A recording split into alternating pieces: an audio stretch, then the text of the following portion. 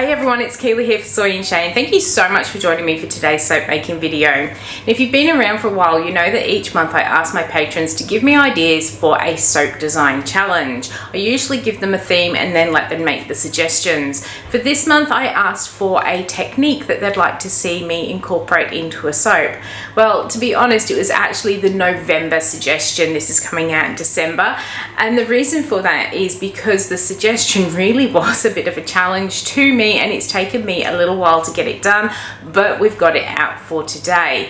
Now, the suggestion came from Gemd Creations, who is a fellow Aussie soap maker. I've left links to her business down in the description box below so you can go and check it out, and she suggested that I try doing a negative or reverse embed. Now, I'd never heard of this technique before, so I did a quick little Google search, and I thought the soaps I was seeing were really pretty, so I thought we'll give this one a real good go. Now, I have run into a few little issues which I will discuss at the end of the video, but it's almost like this is not the best way to do a reverse embed or negative embed soap, but at the end of the day the soaps have come out quite pretty. I just had to step away from them for a little while, and now I can actually appreciate the look of them, but I'll let you see what happens throughout the video. Let's go. Okay, so let's get our mold prepared to do this negative embed. Now, although I've done a whole heap of sort of DIY work and that sort of thing, I'm not very good at cutting straight lines when it comes to using jigsaws and things. So to do the round piping, rather than buying a big long length, which would have been cheaper, and cutting it up, I bought these ready cut smaller pieces. They're kind of like joining pieces for other pieces of PVC pipe, but I figured they had nice flat ends, which meant they were going to sit nice and flat on my mold and we weren't going to have any seepage of soap. Very expensive way of doing it, but it was going to give me a nicer result and a quicker result too, so decided to go with that. Now, it just so happened that these pieces were 6.5 centimeters tall, which is how high my mold is. Now, everyone I've seen who does this technique holds these in place with elastic bands, but that's just not going to work for me because they are literally the same height as my mold. So what I've done is I've melted down some melt and pour. This is just some scrap stuff that I use for cleaning out molds and things like that. I'm just going to dip my end into it, and then hopefully, without making too much mess, I'm going to pop them into my mold, and this is going to hold them in place so that when we pour the main soap in, they don't move.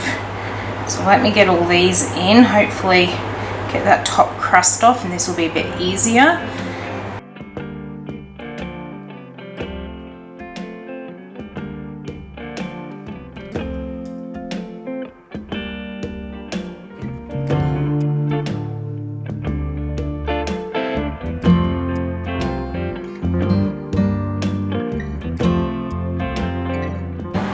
Alright, so this is the last one. Now I've got all of those in. I'm just going to let them sit and dry up so that they're nice and solid in there, and I am going to go and get the rest of my oils prepared.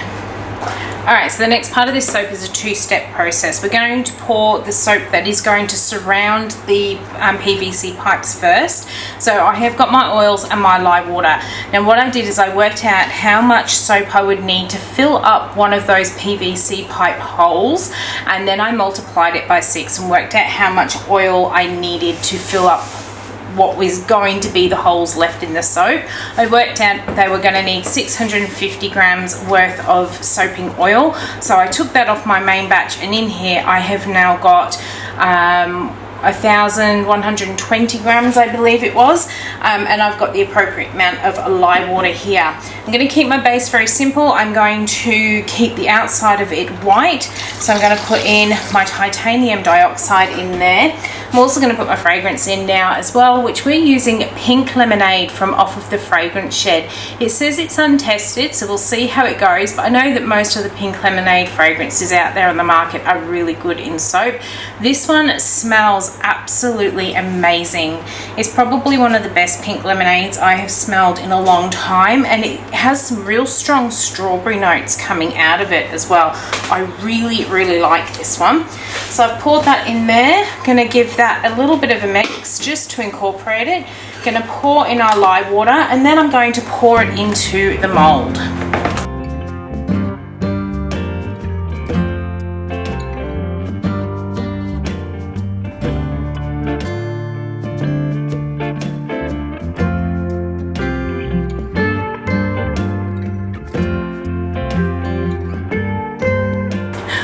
I have given that a really, really, really good mix, and it's kind of one of those really good mixes where you contemplate whether or not you have measured out the lye water right, because it's just so fluid. Really good thing is when it does stay nice and fluid like this, you know that you can get that titanium dioxide well and truly incorporated in that soap, which does help to reduce the risk of those glycerin rivers. I think I've also put a few bubbles in this one as well, trying to see whether or not it was coming up to trace. But it just looks like it is a very well behaved fragrance, which means I'll be able to get the nice design that I'm hoping to get in my PVC pipes. So let's grab this mold back, and I'm just going to very carefully pour this in here.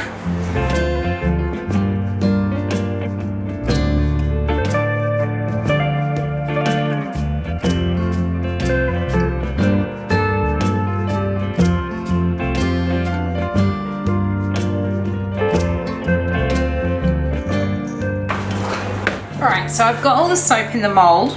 I am thinking I may have a problem trying to get the PVC pipes out because I've got nothing to lift them out like I've seen others, but too late now. It's in the mold. We'll find out when all this is set up whether or not I'm going to be able to easily get these out. I have put some sodium lactate in there, so it should help to really harden it up so I can pull them out. As I said, we will find out very soon, so I'm going to leave this one set up for as long as I need to, and then we'll come back and we'll fill up all these little holes. Alright, so it's time to try and get these PVC pipes from out of the soap. I knew I was going to run into issues. The problem I did face is I was going to put some greaseproof paper around the outside, but I couldn't get my tape to stick to it, so they just kept coming undone, and I thought it was just going to be way too hard doing it that way. So I just thought I'd hedge my bets and hopefully it will release. What I'm going to do is take it out of my mold. I did try doing one of these the day after I'd made it, which you can see down here. The soap was soft, but as you can see, I've done a little bit of damage on the corners, so I thought I'll leave it for a couple of days just to firm up, and then I'm going to give it another go. What I'm going to do is just put my finger and thumb on the sides of the pipe. I'm going to push, and hopefully it will start to slide and come out the other side. This one doesn't want to move. The other one came out nice and easy. Let's try it from this side. Look, now it's going. I'm sure there's probably better ways of doing this.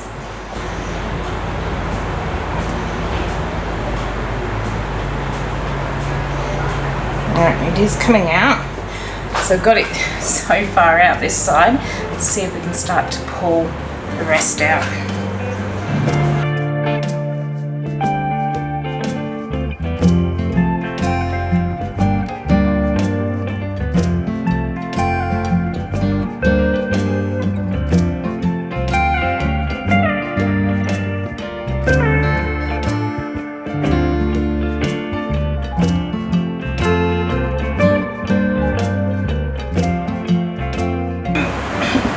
So now that I've got all that PVC pipe out of here, I have damaged the edge a little bit, but I am going to be able to shave most of this off.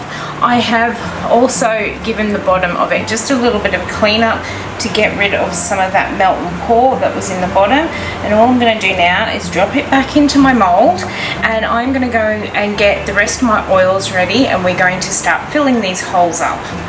Alright, so we're ready to do the next bit. I have got my 650 grams of oil in here, which is what I calculated to fill up my holes. I have also got my my lye water.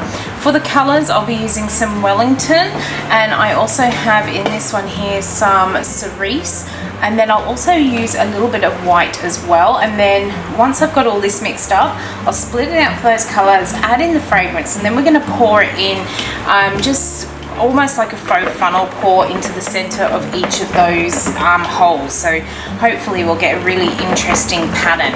So let's get this done.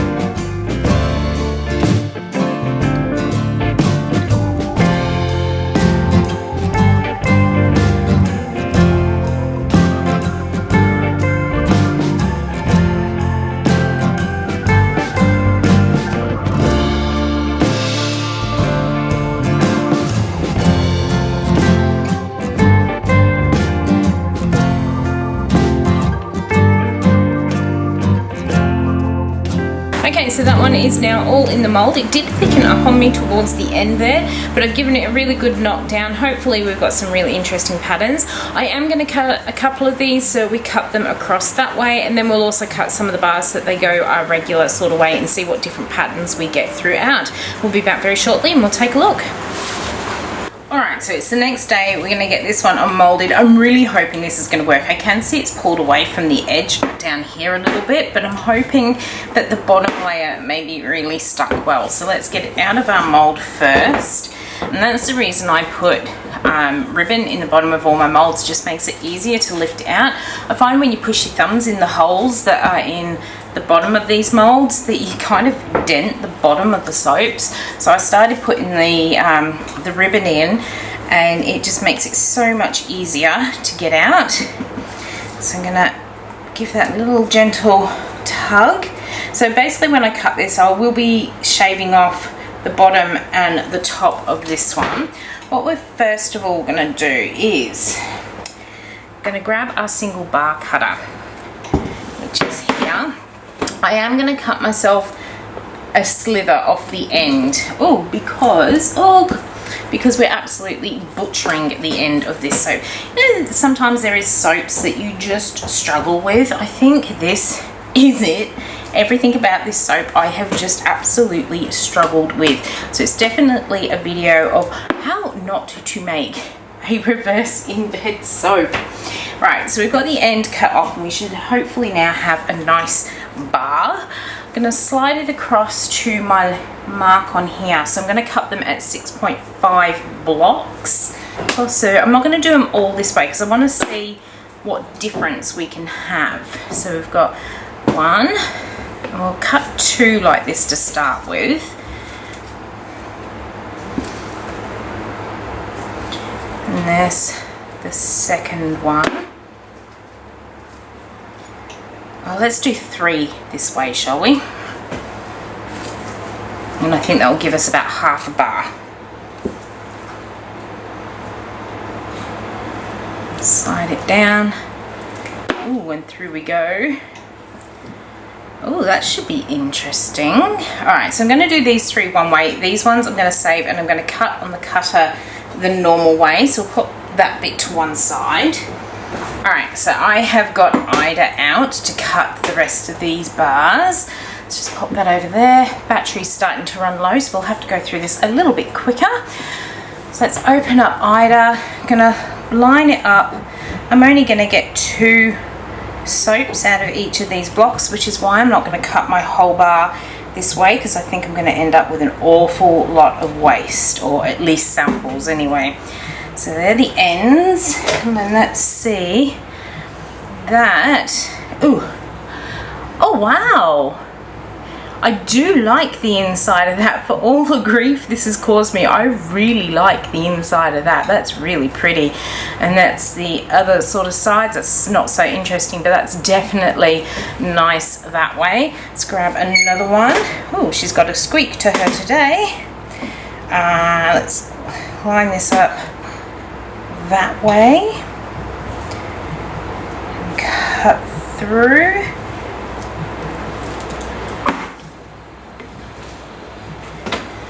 And here is, oh, that one's a different again. We've got very, there must have been a lot of white poured in that one. And then that is the other side. And let's grab the third one that I cut. So we're going to cut into it this way. I'm pretty pleased that the middle is holding in the soap. So that is one good thing. And that is the inside of that one. I really like that one actually. That's quite pretty. It looks like a solar eclipse. And then that is the other side there. So I'm pretty happy with how they have come out, but what I want to do is cut the rest of the bar like I would my regular soap. So let me clear this out of the way. Okay, so here is the rest of the bar. It is going to need a bit of cleaning up. I've actually just damaged the side of that one a bit more. It's going to need a little bit more cleaning up. It's going to need a little bit of a shave as well from the tops and the bottoms, just to get them nice and neat. And again, I'm going to end up with quite some hefty sample pieces out of this one as well. But let's cut it and see what we end up with. So that's going to be a sample, and so is that piece. It does smell absolutely amazing. Really like this fragrance. And that is the inside. That is actually quite interesting. Looks almost like a candle flickering or melting. And then here is another piece here. So would I do this technique again? It's certainly been a very interesting technique to have a go at. I probably wouldn't do it again, to be honest. I think there are far easier, less messy ways to get a similar sort of look to these, especially when you're looking at this sort of stuff. You can actually make a column pour or get a PVC pipe, pour your soap into it and then just embed it into a normal soap. I think it would be less messy, a lot easier to do. Certainly has been a very interesting challenge, and it has been a challenge because it's taken me a little while to get this one done. But I'm glad I've given it a go, but I probably wouldn't do this technique again. And please just go and find someone else who does a video on this one, because I really don't think I've done it the best or the easiest way. Alright, so these are the finished bars of soap. Now that I've stepped away from them and it's been a day since I've made them, I can actually see that they're looking pretty. To be honest, when I first cut them, I absolutely hated this soap. But now that I'm looking at them, I do see how pretty they are. Even this one, which I wasn't completely happy with cutting it that way, but now I'm starting to see some really pretty designs in them. Would I actually do this technique again? As I said before, no, I wouldn't. Now that I've got them all cut and I've been able to weigh them, I've ended up with 15 bars of soap, and I usually get 18 bars out of my loaf mold. So if I'd cut them all so that I ended up with that design, I would have ended up with even less bars of soap. So for me, the waste factor that goes into making this style of soap is just not worth actually making them. I think even if I did it in a slab mold, I'd still end up with a whole lot of waste, because you still want to trim like the front and the back of the soap so you get to see that pattern nicely. So for me, I do think that this technique does create a lot of waste. I ended up with 395 grams, which is the equivalent of 3 bars of soap in soap ends, which will either get given away for free, or I do now have a little soap ends box where people can pick out a few little pieces of soap which are perfect for traveling and that sort of thing. But for me, the waste factor on making these is just too great, and I do think that you could actually create a very similar soap, as I said in the video, by pouring your soap into a PVC pipe and then embedding that embed into your soap. I think it would be cause less damage to the soap. I think you'd still get the same effect and a lot less waste as well. I have really enjoyed having a go at this. It certainly did present some challenges. If I was to ever do it again, I would make sure that the PVC pipes that I was going to use were actually taller, so that I could actually grab them and pull them out of the soap, because they, surprisingly, even without the tissue paper on the outside, once you got that PVC pipe moving, it did come out quite easily. So I think if I'd had enough leverage on it to actually pull it up out of the soap, it would have been far easier. So that's one thing I would do differently. But the cutting of it, that's the real struggle for me about whether or not I would do it. I'm pretty sure that Soap Queen has put out some videos on how to do this technique, so if you are interested in doing it, I highly recommend going to find out her videos instead, because she probably does a far better attempt at doing it. But I hope you have enjoyed coming along and watching how I attempted to make the reverse or negative embed soap. And until the next video comes out, I hope you have a great one, and I'll see you then. Bye.